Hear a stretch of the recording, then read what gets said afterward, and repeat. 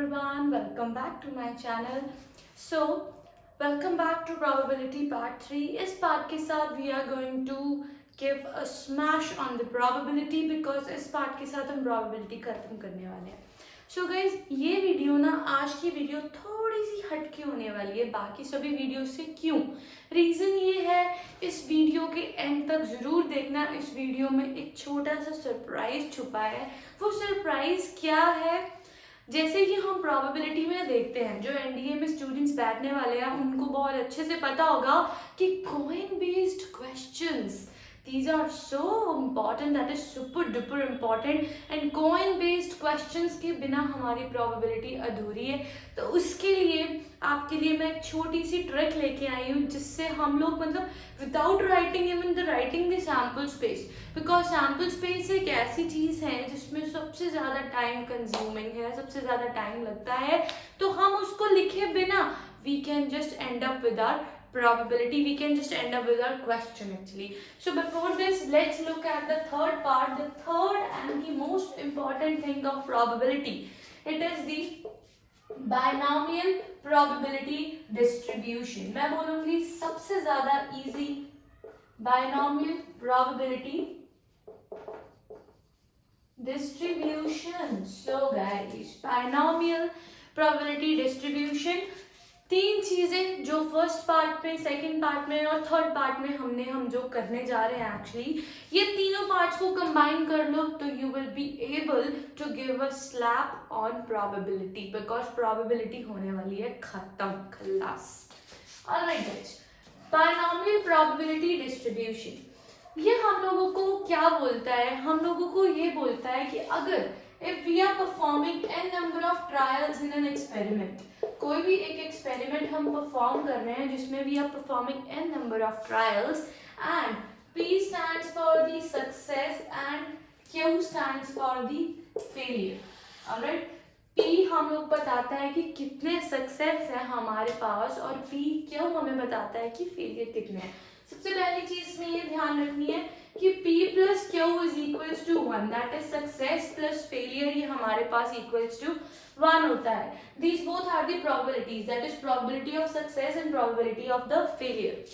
और मैंने आपको बोला what is the probability that x is equals to 3, that is what is the probability कि हमारे पास 3 times success आए. probability क्या है कि हमारे पास 3 times success आए. So it will be equals to n number of trials, combination लगाना है NC3, that is success बोला है, success के ऊपर 3 और Q कैसे निकलेगा? Q की पावर को निकालने के लिए हम लोगों को क्या करना है? n minus of 3. This is the formula to find the probability, that is if we want to find the probability of number of success, then we have a very simple and sweet formula, that is NC3 P raised to power 3. यहाँ पर कुछ भी हो सकता है but the condition is वो n से छोटा होना चाहिए. Alright, so this is the formula, just have a look. Okay, let's make this thing more clear. Alright, let's take a short example जिससे हम लोगों को ये चीज़ और क्लियर हो जाएगी. एग्जाम्पल इसमें मैं ये ले रही हूँ, मैंने आपको बोला suppose we have n number of trials, we have 10 number of trials, alright, and the probability of passing an exam, it is 3/4. probability of passing an exam is 3/4. okay, अब मेरे स्टूडेंट्स को बहुत इजीली पता होगा कि हमने failure को कैसे निकालना है. क्या प्रोबेबिलिटी है कि हमारा जो एग्जाम है वो क्लियर नहीं होगा? That will be equals to 1 minus 3/4, that is 1/4, right? Because P plus Q equals to 1, then P is equals to passing the exam. Now question is, what is the probability that x equals to 10? What is the probability that the probability of passing an exam is 7, that is success की probability हमारे पास 7 है. तो answer आपके पास बहुत simple सा होने वाला है 10c7 3/4, इसकी पावर में हमारे पास आता है 7 and 1/4 की पावर में 10 minus of 7 is 3. So that's it, just solve this question and that's it. आपके पास आंसर आपके पास सामने पड़ा है. तो बहुत इजी है ये बाइनॉमियल प्रोबेबिलिटी डिस्ट्रीब्यूशन. इसमें हमें दो चीजें और याद रखनी है, एक इसमें होता है mean and that is first is the variance. Alright guys, mean क्या होता है, मीन इसमें होता है एनपी और वेरिएंस इसमें होता है NP Q. These both things are needed to be remembered in this whole video कि मीन हमारे पास बाइनोमियल प्रोबेबिलिटी डिस्ट्रीब्यूशन में it is equals to n p and variance is equals to NPQ. So this was all about the binomial probability distribution. Let's move on to our surprise जो मैंने मेरे cadets को promise किया था कि इस video के एंड पे आपको एक सरप्राइज मिलने वाला है, तो स्टूडेंट्स वो सरप्राइज ओके वो एक छोटी सी ट्रिक है कॉइन बेस्ड क्वेश्चंस के ऊपर, उसको मैं नाम देती हूँ coin 11. I name it as coin 11. All right. Suppose I am taking, if I have coins 2, 3 and 4, जो मोस्टली पेपर में पूछा जाता है कि if you have 3 number of coins और उसको आपका sample space लिखो, what is the probability that you will get at least one head, at least two head or something like these questions. Alright. So coins are 2, 3, 4. मुझे पता है कि number of हमारे पास जो एलिमेंट्स, या मैं बोलूँगी नंबर ऑफ हमारे पास जो सेट्स बनेंगे हमारे पास एक सबसेट में, वो हमारे पास क्या बनेंगे, जिसको आप नंबर ऑफ एलिमेंट्स बोल सकते हो, आप बोल सकते हो, जैसे मैं बोलती हूँ हेड हेड बनेगा, हेड टेल बनेगा, तो वो भी हम लोगों को पता है 2 का पावर का स्क्वायर, क्यूब और 4. ऑलराइट, ये हमारे पास 4, 8 एंड 16. तो ये चीज भी आप हमें बहुत अच्छे से पता है कि अगर नंबर ऑफ कॉइन्स 2 हैं that is 4, number of coins 3 है देन 8, नंबर ऑफ कॉइन्स 4 है तो 16. सैंपल स्पेस में मेरे पास इतने नंबर ऑफ एलिमेंट्स होने वाले हैं. अब पॉइंट क्या है, पॉइंट ये है सैंपल स्पेस भी नहीं लिखनी बट हमें आंसर भी निकालना है. बहुत ईजी है. क्यों? अब देखो मैंने क्यों से 11 बोला, कॉइन 11 इसीलिए बोला, सैंपल स्पेस का आंसर होगा 11 स्क्वायर, 11 क्यूब, 11 की पावर में 4. If you have 2, if you have 3, if you have 4, okay. अगर 2 है, 11 का square is 121, 1 3 3 1 1 4 6 4 1. Alright guys, so this is it. ठीक है, इतना पैटर्न हमें याद रखना है तो हमारे क्वेश्चंस होने वाले हैं सॉल्व. कैसे क्वेश्चन सॉल्व होने वाले हैं जस्ट देखिए.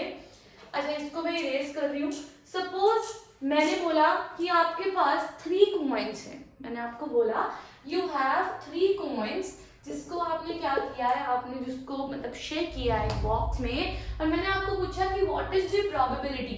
ओके, सबसे पहले प्रोबेबिलिटी निकालने से पहले 3 कॉइन्स है, इसका मैंने देख लिया 1 3 3 and 1. Starting from the very left side, from the head start करो 0 1 2 and 3, और यहाँ से 0 1 2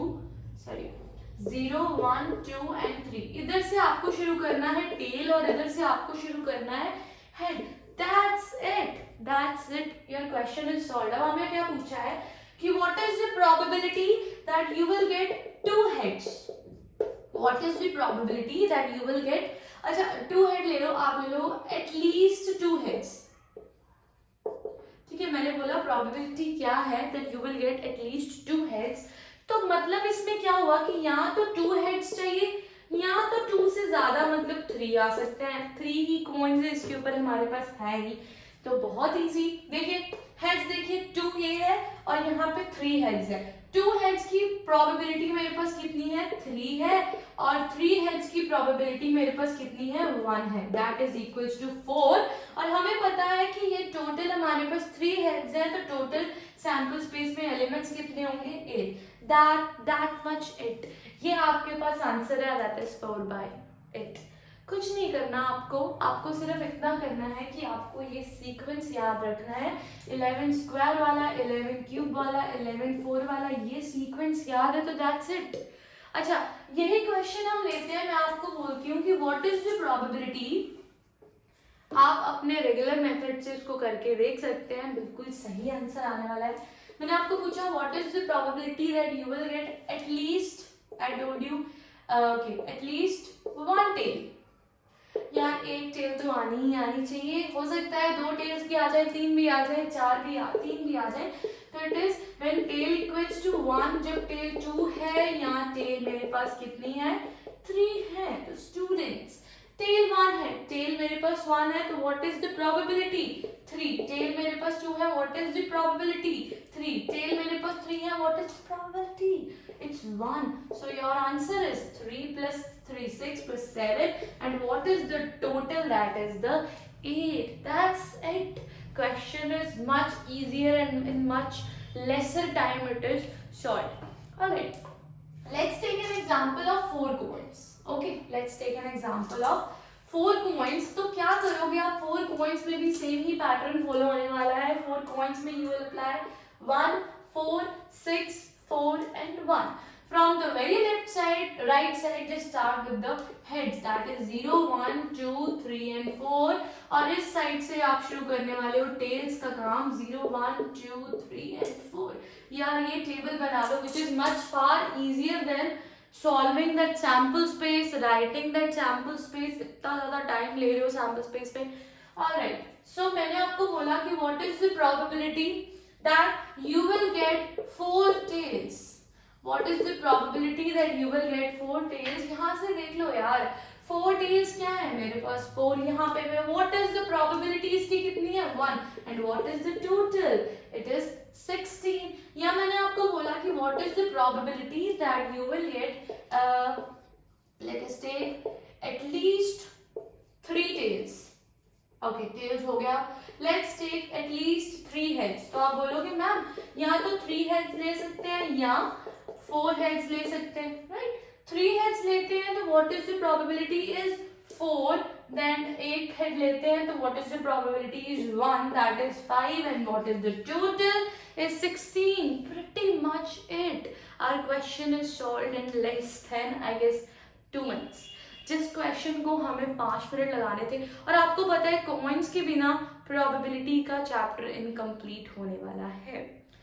जस्ट हैव अ लुक, एक बार उसको ठंडे दिमाग से बैठो, कॉपी पे नोट करो, कॉपी पे करके देखो, and you will find it much much much easier. That's it guys. Till then, take care.